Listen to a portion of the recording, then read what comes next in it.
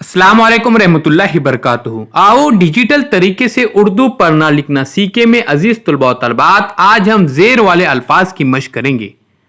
इस वीडियो को मुकम्मल देखिए और चैनल को जरूर सब्सक्राइब कीजिए।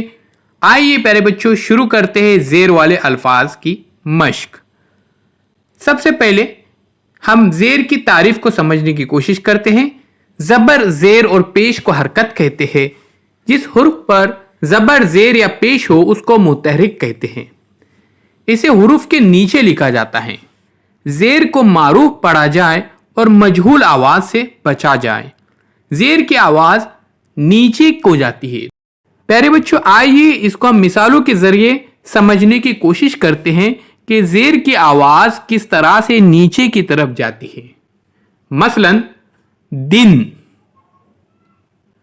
बारिश, आप देख सकते हैं जेर नीचे की तरफ लगा हुआ है। आदिल, जिन, दिया, गिजा, हिरन, मिलन, आखिर, ताजिर, जाहिल। अजीज तलबा व तलबात, एक बार फिर से मेरे साथ पढ़िए।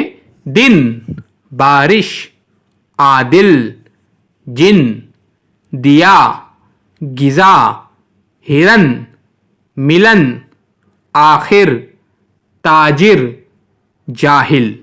आइए अगली स्लाइड की तरफ चलते हैं। हाफिज, साबिर, बासित, ताबिश, साबित, हासिल,